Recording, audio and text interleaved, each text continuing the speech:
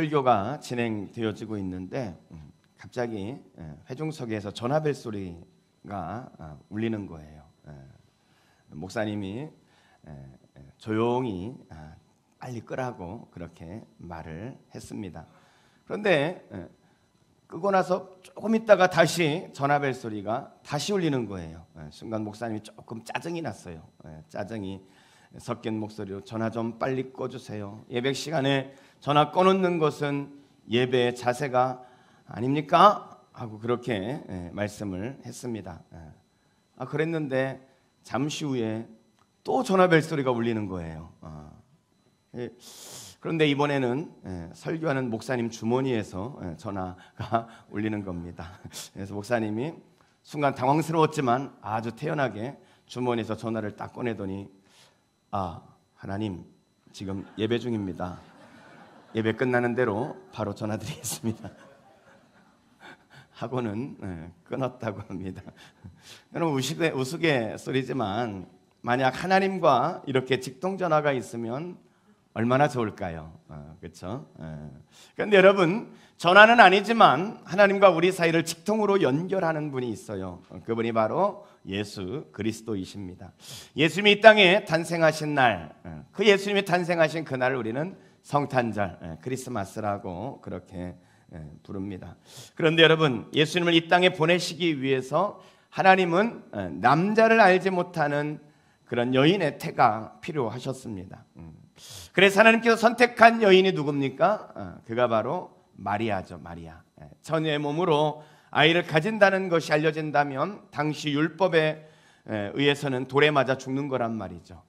그런 상황 속에서 마리아는 하나님의 그 계획하심을, 하나님의 역사하심을 어떻게 했습니까? 지난주에 우리가 말씀에서 생각해 봤는데 마리아는 그것을 믿음으로 받아들였다 그랬어요. 인간의 지식과 경험에 의한 이런 보편적 믿음이 아니라 특별한 믿음, 하나님의 말씀을 믿는 그 믿음으로 마리아는 이 사실을 믿음으로 받아들였다 그랬죠. 그리고 자신과 같이 연약한 여인을 통해서 하나님의 위대한 역사를 이룬다는 것을 알았던 마리아.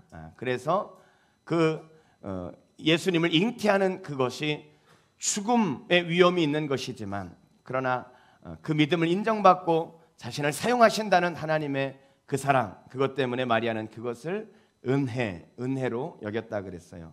그리고 마침내 마리아는 그것을 순종함으로 하나님의 그 역사를 이루어 내게 되었습니다. 여러분 이렇게 하나님의 역사를 순종한 마리아가 기뻐하면서 자신을 통해서 하나님의 일을 이루시는 것에 대하여 마리아가 찬양을 하게 되어지는데 이 오늘 본문이 마리아의 그 찬양이 되겠습니다. 46절과 47절 그 찬양을 시작하면서 마리아가 이렇게 고백합니다. 마리아가 이르되 내 영혼이 주를 찬양하며 내 마음이 하나님 내 구주를 기뻐했다 이렇게 말해요. 마리아는 지금 이 찬양을 부르면서 기쁨으로 지금 찬양을 하고 있다는 거예요. 여러분 이렇게 시작된 이 마리아의 찬양, 이 찬양은 성탄에 마리아가 직접 경험한 하나님, 그 하나님은 어떤 분이신지 그것을 찬양하는 내용으로 그렇게 구성이 되어져 있습니다. 과연 예수님을 잉태한 마리아가 경험한 하나님, 그가 찬양한 하나님은 어떤 하나님이셨을까? 오늘은 성탄절을 앞두고 마리아가 경험한 마리아의 찬양 속에 경험되어진 하나님, 그 하나님에 대해서 함께 은혜를 나누어 보려고 합니다. 자, 그렇다면 마리아의 찬양 속에 보여지는 하나님은 어떤 하나님일까요? 마리아의 찬양 속에 보여지는 하나님은 어떤 하나님일까요? 먼저 첫째로 긍휼히 여기시는 하나님이십니다. 한번 따라하겠습니다. 긍휼히 여기시는 하나님이십니다. 여러분 처녀의 몸으로 아이를 잉태한 마리아의 마음이 어땠을까요? 좀 전에도 말씀드렸지만 신명기 22장에 보면 처녀의 순결에 대한 규례를 하나님이 말씀하시면서 처녀가 다른 남자와 동침하면 그 여자는 돌로 쳐 죽여라. 이것이 율법이었습니다. 여러분 이런 율법이 적용되어지면 마리아는 이제 돌에 맞아서 죽을 수 있는 상황이란 말이죠. 이 처녀의 몸으로 아이를 잉태한 마리아의 심정, 얼마나 무서웠겠어요. 죽을 수도 있는 그런 상황에서 이 하나님의 뜻을 받아들였단 말이죠. 지금 굉장히 무서웠을 거예요. 그런데 여러분, 이렇게 두려움 가운데 있는 마리아에게 천사가 나타나셔서 하시는 말씀이 30절입니다. 30절에 보면 천사가 이르되 마리아여 무서워하지 말라, 내가 은혜를 입었느니라. 두려워하지 말라는 거예요. 두려워하지 마라. 두려워하지 마라. 이것은 하나님의 은혜로 임한 것이다. 그러면서 두려워하지 마라. 이렇게 하나님 말씀하신단 말이죠. 여러분, 이 말씀이 이 마리아에게 얼마나 위로가 되고 용기가 되었겠습니까? 그래서 48절 말씀에 마리아의 노래 중에 마리아는 이렇게 고백합니다. 그의 여종의 비천함을 돌보셨음이라. 보라, 이제 우러는 만세에 나를 복이 있다 일컬으리로다. 하나님이 이 비천한 여종을 돌보셨고, 그래서 그 비천한 여종을 만세에 복이 있는 여자라고 그렇게 일컬음을 받게 하신다는 거예요. 그리고 하시는 말씀이 뭐냐면 능하신 이가 그 큰 일을 내가 행하셨으니 그 이름이 거룩하시다, 이렇게 말씀합니다. 하나님께서 능하신 이가 그 큰 일을 내게 이루셨다. 마리아가 하나님이 하시는 일에 대해서 두려움이 있었지만 하나님께서 무서워하지 말라 이 말씀을 들었을 때 마리아의 마음 가운데 용기가 생긴 거죠. 그래서 50절 말씀에 보면 마리아가 또 이렇게 찬양을 합니다. 긍휼하심이 두려워하는 자에게 대대로 이르는도다. 두려워하는 자신에게 하나님이 긍휼하심으로 도우셨다. 지금 마리아는 그렇게 고백을 하는 겁니다. 여러분, 마리아가 이 사건을 통해서 경험한 하나님은 어떤 하나님이실까요? 바로 긍휼함을 나타내시는 하나님이시라는 거예요. 자신을 긍휼히 여기시는 하나님, 긍휼히 여기시는 하나님을 마리아는 경험했던 것입니다. 여러분, 저는 오늘 우리에게 그런 긍휼이 필요하다고 저는 믿습니다. 여러분에게 그 긍휼이 필요하지 않습니까? 아들이 잠을 자러 갔는데 아빠와 아들이 이제 잠을 자러 갔어요. 근데 아빠가 침대에 딱 누웠는데 아들이 아빠를 부르는 거예요. 아빠. 왜? 그랬더니 저 물 좀 떠다 주세요. 그러는 거예요. 그랬더니 아빠가 야, 너 물 좀 전에 먹고 들어갔잖아. 그냥 자. 그랬더니 아들이 네 하고 누웠습니다. 근데 한 10분 있다가 아들이 다시 부르는 거예요. 다시 부르더니 아빠 왜 그래? 그랬더니 아빠 물 좀 떠다 주세요. 그랬더니 야, 그냥 자라 그랬지. 너 다시 부르면 맞는다. 그랬어요. 그랬더니 10분 있다가 아들이 또 부르는 거예요. 아빠 너 왜 그래? 너 맞는다 그랬지? 그랬더니 아빠 저 때리러 올 때 물 좀 갖다 주세요. 그 아버지의 그 아들입니다. 이 아들 긍휼의 하나님이 필요한 아이 같아요. 긍휼의 하나님이. 여러분, 우리에겐 긍휼이 필요하죠. 그런데 사실 우리는 이미 주의 긍휼을 입은 사람입니다. 에베소서 2장 1절에 보면 성경은 이렇게 기록하고 있어요. 허물과 죄로 죽었던 너희를 하나님이 살리셨다는 거예요. 우리가 죽었대요. 여러분, 이 죽었다는 의미는 영적으로 죽었다는 걸 말하는 거예요. 하나님과의 관계가 끊어져서 하나님과의 관계가 끊어진 사람은 영적으로 죽은 사람이다. 이렇게 성경은 선언하고 있습니다. 그렇다면 여러분, 영적으로 죽은 사람의 모습은 어떨까요? 에베소 2장 2절과 3절에 보면 세 가지의 모습을 우리에게 가르쳐주고 있는데요. 영적으로 죽은 사람, 하나님과 단절된 사람은 먼저 그때에 너희는 그 가운데서 행하여 이 세상 풍조를 따랐다, 이렇게 말합니다. 하나님과 단절되어져서 영적으로 죽은 사람은 세상 풍조를 따르고 산다는 거예요. 세상 풍조가 뭐예요? 마귀의 영향력 아래 있는 문화, 세상의 타락한 문화, 그 세상 가운데 속해가지고 그 타락한 문화 속에서 죄를 지으면서 그렇게 사는 사람이 되었다는 거죠.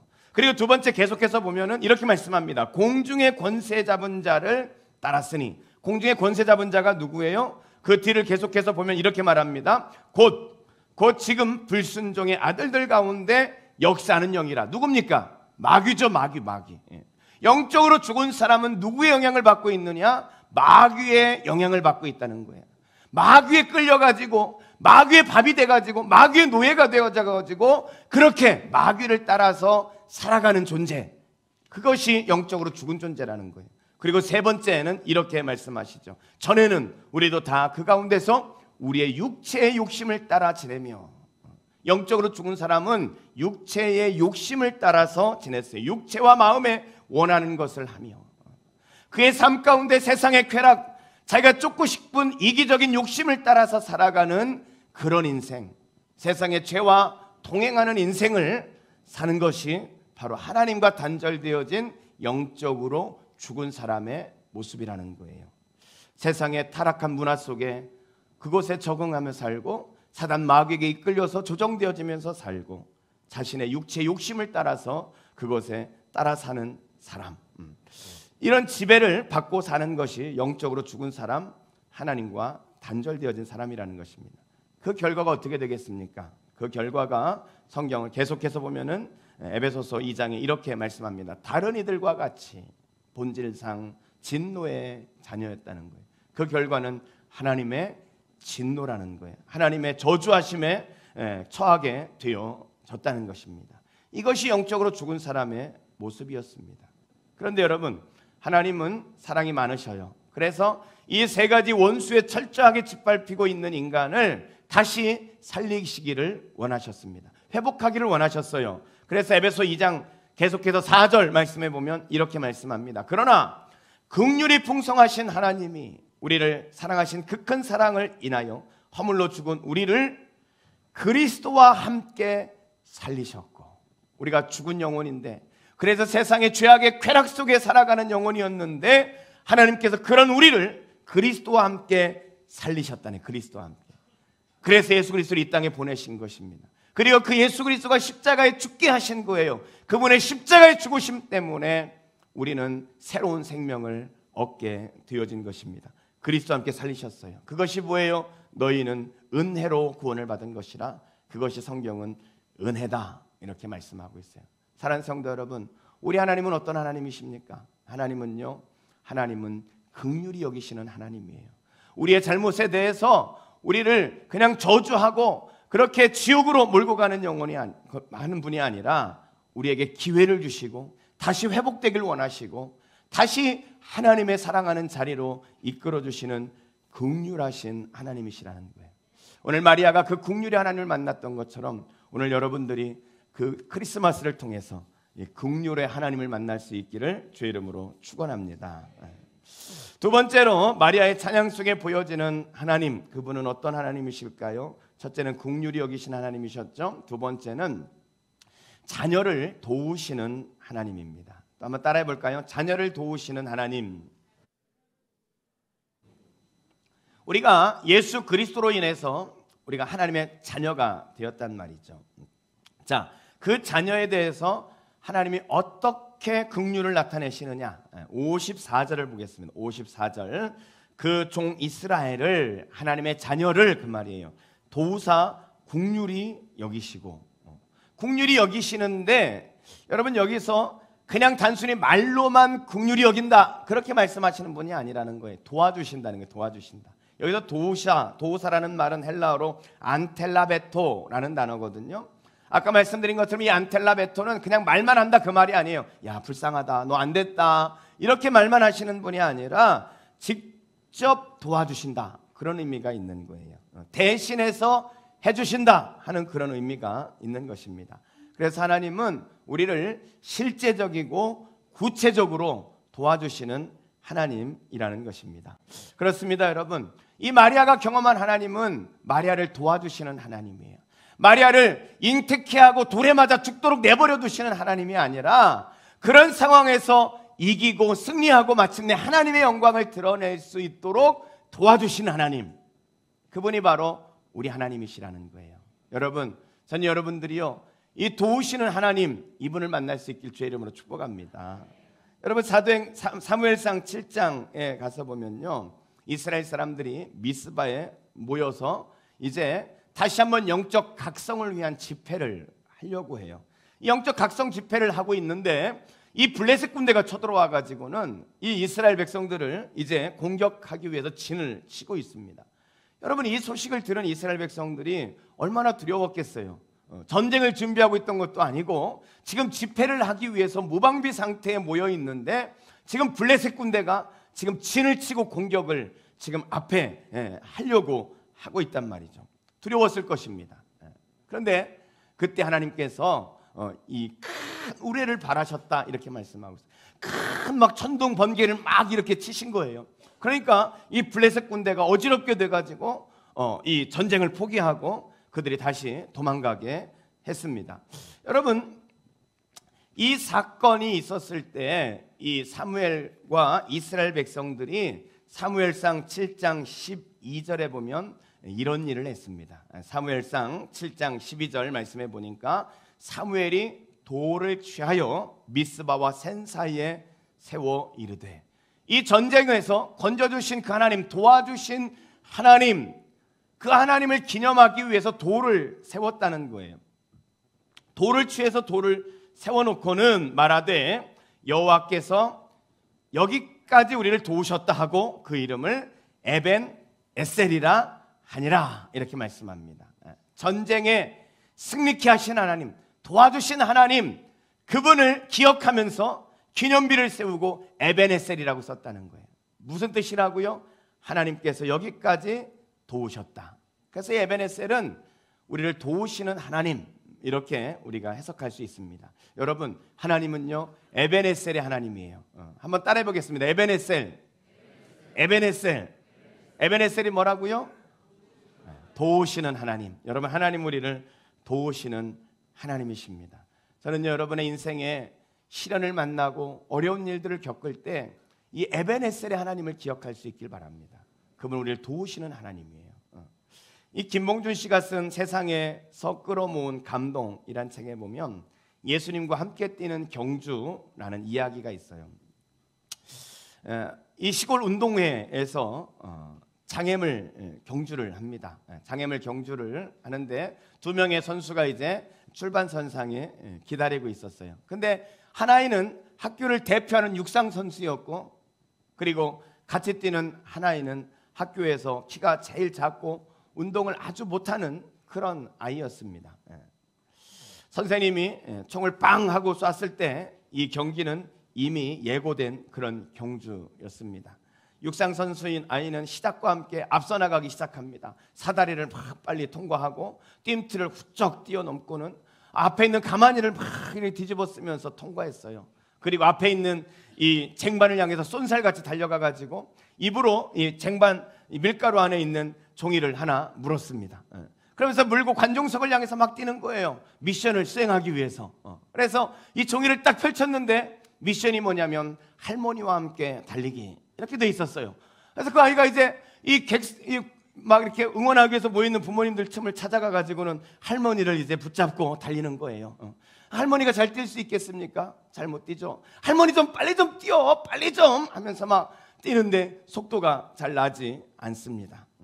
그런데 저 뒤에 키가 작은 아이는 한참 늦게서야 이 장애물을 통과하고 밀가루에 들어있는 이 접힌 종이를 물고 뛰면서 뭐 거의 포기하다시피 이 종이를, 미션 종이를 딱 열었는데 체육 선생님과 함께 달리기, 이렇게 되어 있는 거예요. 선생님을 찾아가 가지고 체육 선생님의 손을 딱 잡았어요. 체육 선생님이 손을 딱 잡더니 그때부터는 체육 선생님이 끌고 가는 거예요. 막 열심히 끌고 가니까, 근데 이 아이가 달리지를 못하니까 야 빨리 좀 뛰어봐 하면서 가는데 너무 따라오지를 못하니까 선생님이 안 되겠다, 야 엎혀 하더니 선생님이 그 아이를 엎고는 막 뛰어가지고 역전을 해가지고 이기게 하는 그런 달리기가 되었던 것입니다. 여러분, 우리의 인생의 경주도 이와 같은 거예요. 주님은 우리를 도우시는 하나님이십니다. 그래서 로마서 8장 28절에 보니까 우리가 알거니와 하나님을 사랑하는 자 곧 그의 뜻대로 부르심을 입은 자들에게는 모든 것이 합력하여 선을 이룬다. 하나님의 자녀된 사람에게는 하나님이 합력하여 선을 이루신다. 하나님이 합력해서 도와주신다. 에베네셀의 하나님으로 도와주신다. 성경은 우리에게 그렇게 말씀하고 있는 것입니다. 사랑하는 성도 여러분, 하나님이 돕는 하나님, 에베네셀의 하나님이라는 사실을 여러분 믿으십니까? 이 성탄에 여러분 절망하지 마십시오. 염려하지 마십시오. 걱정하지 마세요. 에베네셀의 하나님, 그 하나님을 만나 에베네셀의 하나님, 도우시는 하나님과 함께 비상하며 달려갈 수 있기를 주의 이름으로 축원합니다. 마지막 세 번째로 마리아의 찬양 속에 보여지는 하나님, 그 하나님은요, 셋째로 약속을 이루시는 하나님이에요. 하나님은 국률이 여기신 하나님, 그리고 그의 자녀를 도우시는 하나님이시죠. 세 번째는 약속을 이루시는 하나님이시라는 것입니다. 자, 54절 말씀을 한번 보겠어요. 54절에 보면 그 종 이스라엘을 도우사 긍휼히 여기시고 기억하시되 그랬어요. 하나님이 기억하신대요. 하나님 뭘 기억하시느냐? 계속해서 보니까 55절에 이렇게 말씀합니다. 우리 조상들에게 말씀하신 것과 같이. 하나님이 기억하는 게 뭐냐? 조상들에게 말씀하신 것을 기억한다는 거예요. 이 말은 다르게 말하면 하나님이 아브라함과 많은 믿음의 조상들에게 이미 약속하신 것이 있는데 그것을 하나님이 기억한다는 거예요. 그래서 그 말씀 다음을 보면 이렇게 말씀합니다. 아브라함과 그 자손에게 영원히 하시리로다. 하나님이 아브라함과 그 믿음의 선조들에게 약속했던 성경의 많은 약속들을 하나님이 기억하시고 영원토록 그것을 지키신다. 이렇게 마리아가 찬양하고 있는 거예요. 그러니까 마리아가 지금 기억하는 하나님, 마리아가 지금 찬양하는 하나님은 어떤 하나님이냐? 약속을 지키시는 분이라는 거예요. 여러분, 하나님은요 약속을 지키시는 하나님이에요. 여러분, 저는요 성경을 읽으면 읽을수록 또 성경을 공부하면 공부할수록 발견하는 것이 하나님은요 약속의 하나님이라는 거예요. 그 하나님이 그 약속을 기록해 놓은 책이 뭐예요? 그게 성경이에요. 성경. 이 성경에 구약 성경은 옛날 언약이라는 뜻이에요. 옛날 약속. 신약은 새로운 약속. 이 성경 자체가 약속의 책이라는 것입니다. 성경은요 약속으로 가득 차 있습니다. 약속의 책이에요. 이 성경에 구원의 약속이 있어요. 이 성경에 에베네셀의 하나님, 도우시는 하나님, 내가 너를 도와주겠다, 하나님의 그 약속이 성경에 들어있습니다. 여호와 니스의 하나님, 승리케 하시는 하나님, 내가 너를 반드시 승리하게 할 것이다, 하나님의 그 약속이 거기에 들어있어요. 우리에게 영원한 상급을 누리게 할 것이다, 하나님의 약속이 바로 약속의 책 성경에 들어있다는 거예요. 그런데 여러분, 이 많은 축복된 약속, 하나님의 그 약속을 우리가 어떻게 내 삶에 성취하느냐, 그게 문제 아니겠습니까? 이 하나님의 약속, 이것이 그냥 있으면 그냥 성경에 끝나는데 어떻게 이것을 내 삶에 성취할 수 있느냐, 그것은 우리가 이 약속을 내 약속으로 주장하는 거예요. 이 약속을 하나님이 내게 하신 약속이라고 그 약속을 주장할 때, 믿음으로 받아들이고 그 약속을 붙들고 우리가 기도할 때 하나님은 그 약속을 내 삶에 현실로 만들어 주신다는 것입니다. 여러분, 철로역정, 이 존 버년의 철로역정에 보면 이 크리스찬하고 소망씨가 함께 이제 길을 가는 거예요. 길을 가다가 그만 그들이 의심의 성에 들어가게 되어집니다. 의심의 성이에요. 의심의 성. 근데 그 의심의 성의 성주가 누구냐면 절망이란 거인이에요. 이름이 절망이에요. 거인, 절망거인. 이 절망거인에게 그만 이 크리스찬과 이 소망씨가 붙잡히게 되어집니다. 그래서 이 악취가 심하게 나는 지하 감옥에 갇히게 됩니다. 그리고 아무것도 먹지 못하고 절망 가운데 며칠을 보내게 됩니다. 이 절망거인의 아내 이름이 뭐냐면 자포자기예요. 이 절망거인이 이 아내 자포자기에게 묻습니다. 여보, 저놈들을 어떻게 하면 자포자기하게 만들 수 있을까? 저놈들을 어떻게 하면 절망하고 자포자기하게 만들 수 있지? 그랬더니 자포자기 아내는 이렇게 조언을 합니다. 저들을 무자비하게 때려버리라고. 절망거인은 다음 날 감옥에 찾아가서 이 크리스찬과 소망씨를 무자비하게 막 그렇게 때립니다. 막 욕설을 퍼부으면서 아주 무자비하게 그들을 이렇게 때리는 거예요. 그리고 다음 날 절망거인은 또 이 아내 자포자기의 조언을 따라서 이 크리스찬과 소망씨에게 이 감옥에 찾아가서는 너희들이 이 감옥에서, 이 절망의 감옥에서 빠져나올 수 있는 방법은 딱 한 가지, 죽는 것 외에는 없다, 그렇게 이야기해요. 너희가 죽음 외에는 이 절망에서 빠져나올 방법이 없다. 그리고는 절망거인이 이들에게 막 칼을 주고 독약을 주고 자살할 수 있는 막 그런 도구들을 막 던져놓고는 이제 감옥에서 나오는 거예요. 이 소망씨와 이 크리스찬은 빠져나올 수 있는 방법이 죽음밖에 없다는 그 말 앞에 더 절망을 하게 되어져요. 완전히 이제는 소망이 없다고 생각하고 있을 때, 그때 이 소망씨가 이 크리스찬에게 이렇게 말합니다. 이보게, 우리가 자살을 생각하기 전에, 지금까지 우리의 삶 가운데 위험에 처하고 위기에 처할 때마다 구출해 주셨던 하나님의 도움을 한번 생각해 보세요. 그분이 여기서도 우리를 도울 수 있는 무엇인가를 준비시켜 놓지 않으셨을까? 이 말을 딱 듣는 순간 이 크리스찬에게 생각나는 게 하나 있었어요. 그게 뭐냐면 바로 가슴속에 숨겨두었던 바로 이 열쇠였습니다. 이 열쇠의 이름은 뭐냐면 약속의 열쇠예요. 약속의 열쇠. 하나님의 약속의 말씀, 그 말씀을 여는 약속의 열쇠였습니다. 크리스찬은 가슴에 넣었던 그 약속의 열쇠를 가지고 약속의 말씀의 열쇠를 가지고 이 의심의 성의 모든 문을 다 열고 무사히 탈출합니다. 그리고 마침내 기쁨의 산으로 들어가게 되어지는 거예요. 여러분, 우리 그리스도인으로 살아가는 삶 가운데 우리는 절망의 자리에 서게 될 때가 많이 있죠. 그럴 때 우리 그리스도인이 해야 할 가장 중요한 것이 뭘까요? 에베네셀의 하나님, 도우시는 하나님, 그분이 우리에게 그 약속을 주셨다면 그 약속의 이 열쇠, 약속의 말씀을 붙들고, 그렇지, 하나님은 나를 도우시는 하나님이시지, 내가 이 약속을 주장하고 이 약속을 붙들고 기도하며 내 삶의 자리에서 그 약속을 붙들고 이 절망의 자리에 싸운다면 우리는 반드시 승리하게 되어지는 것입니다. 하나님이 여러분에게 그 약속의 열쇠를 주셨어요. 그 약속이 뭐라고요? 하나님의 말씀의 약속입니다. 전 여러분들이 이 약속의 하나님을 붙들고 이 약속의 말씀을 붙들고 여러분이 우리의 삶에 있는 하나님의 도움을 현실로 만들고 여러분 앞에 있는 삶의 장애물들을 넉넉히 이기고 승리하시기를 주의 이름으로 축원합니다. 내일 모레가 이제 크리스마스죠. 여러분, 크리스마스 하면 많은 추억들이 있을 것입니다. 좀 이렇게 나이가 좀 있는 사람일수록 많은 더 추억이 있겠죠. 크리스마스가 되면 과거에는 문방구마다 이렇게 카드들이 이렇게 전시되어져 있었죠. 생각나시죠? 그러면 그 카드를 사가지고 카드를 보내요. 뭐 어떤 때는 카드를 직접 만들어서 이 성탄의 기쁜 소식을 이웃들에게 이렇게 전하죠. 물론 사실 저는 그것은 핑계였고 그럴 때 좋아하는 여학생한테 이렇게 카드를 보내는 좋은 찬스가 되기도 했습니다.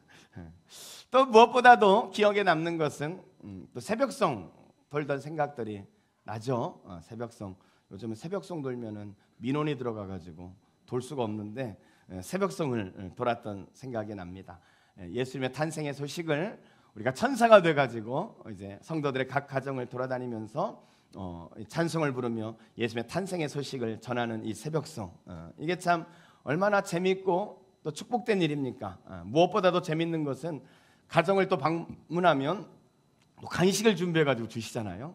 그래가지고 맛있는 간식도 먹을 수 있고 또 이렇게 친구들하고 끼리끼리 밤을 새가면서 이렇게 새벽송을 도는 게 또 얼마나 재밌어요. 또 재밌는 에피소드도 있죠. 이 차례를 기다리다가 성도들이 그만 잠들어가지고 밖에서 아무리 찬송을 불러도 안 나와요. 그래가지고 다음날 성탄절 예배 때 와가지고 내가 어제 자느라고 새벽송을 못 받다고 그러면서 아쉬워했던 그런 성도들도 있었습니다. 그런데 무엇보다도 또 이 즐거운 추억은 성탄 2부에 있는, 오늘 우리는 이제 12시 예배 때 하지만 이 성탄 축하 공연, 이게 또 많은 추억이 있죠. 12월이 되기 전부터 미리미리 막 준비를 합니다. 연극도 준비하고 신앙송도 준비하고 뭐 찬양도 준비하고 그러면서 성도들 앞에서, 그리고 믿지 않는 부모님들을 이렇게 초청해가지고 거기에서 이렇게 또 축하 공연을 했던 그런 기억들이 있습니다. 이 축하 공연을 하면 연극을 하게 되어지는데 그 연극 가운데 제일 많이 성탄절에 올려지는 연극이 있다면 뭐냐면 바로 빈방 없어요 라는 연극입니다. 아마 여러분들 가운데 이 연극을 직접 해보신 분들도 있을 거예요. 이 연극은 그 캐나다의 어느 교회에서 실제 있었던 이야기를 이제 실화로 엮었던 그런 실화를 이제 연극으로 엮은 것입니다. 크리스마스를 앞두고 아이들이 이제 이 크리스마스 이브에 올릴 연극을 준비하고 있습니다. 근데 교회에 이 봉구라는 아이가 있는데 이 아이는 말을 심하게 더듬는 그러한 단점을 좀 가지고 있었던 아이입니다. 그런데 이 말을 더듬는 봉구가 연극을 하고 싶은 거예요. 그런데 이 말을 더듬으니 연극을 할 수 있겠습니까? 그런데 선생님께서 그것을 알고는 봉구를 어떻게 하면 연극에 좀 세울 수 있을까 고민을 하다가, 그래, 좀 말에 대사가 없고 행동으로만 하는 그런 배역을 좀 봉구에게 맡기면 봉구도 연극을 참여할 수 있고 봉구가 좀 자신감이 좀 생길 수 있지 않을까, 그런 마음으로 선생님이 연극을 이렇게 딱 보니까 봉구에게 적합한 역할이 하나 있었어요. 그게 뭐냐면 여관 주인의 역할입니다.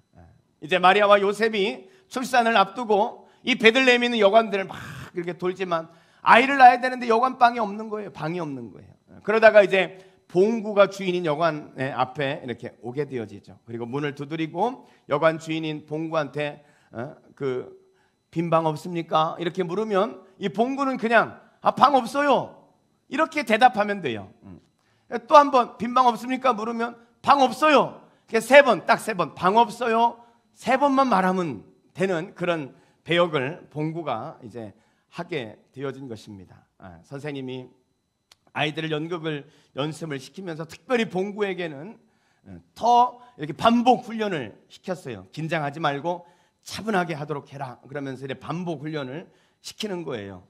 특별한 지도를 했죠. 봉구야, 요셉이 물어보면 뭐라 그래야 돼? 방 없어요 하고 대답하면 된다. 할 수 있겠지? 그것만 하면 돼. 방 없어요. 세 번만 하면 돼. 이렇게 아주 신신당부를 하고 이제 연극이 무대에 올려졌습니다. 드디어 요셉 부부가 봉구가 운영하는 여관 앞에 도착을 했어요. 그건 요셉이 문을 두드리고는 주인인 봉구에게 이렇게 말하는 거예요. 빈 방 없어요 하고 물었을 때 봉구가 뭐라고 대답해야 돼요? 방 없어요. 봉구가 더듬거리면서 방이 없어요 하고 대답을 했습니다.